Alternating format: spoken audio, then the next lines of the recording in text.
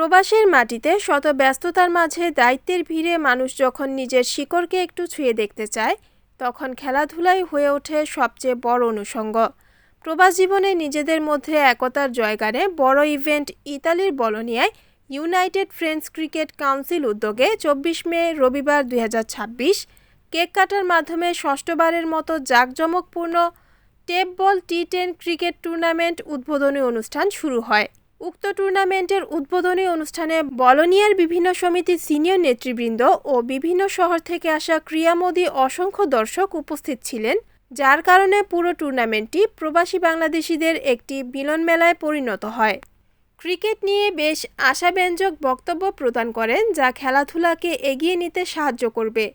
বক্তারা আরও বলেন, দেশীয় খেলাকে প্রবাসের মাটিতে ধরে রেখে নতুন প্রজন্মকে শেখাচ্ছে বাংলাদেশের খেলাধুলা ও সংস্কৃতি।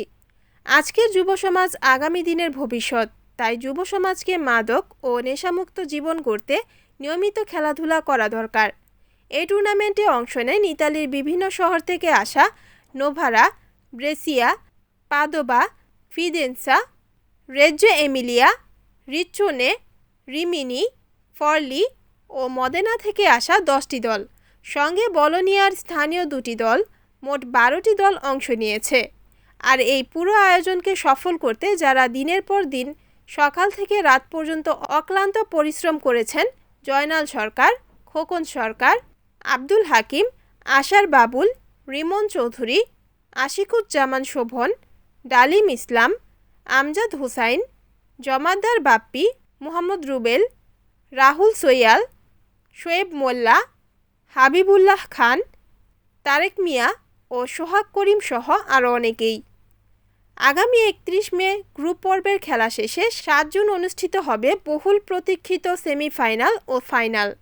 প্রবাসী বাংলাদেশি ছাড়া ও বিভিন্ন দেশের প্রবাসীরা উপস্থিত থেকে ক্রিকেট টুর্নামেন্টের খেলা উপভোগ করেন এবং আয়োজক United friends cricket council Bologna Italy সবাইকে এই অনুষ্ঠান সুন্দরভাবে অংশগ্রহণ করার জন্য ধন্যবাদ জানায়।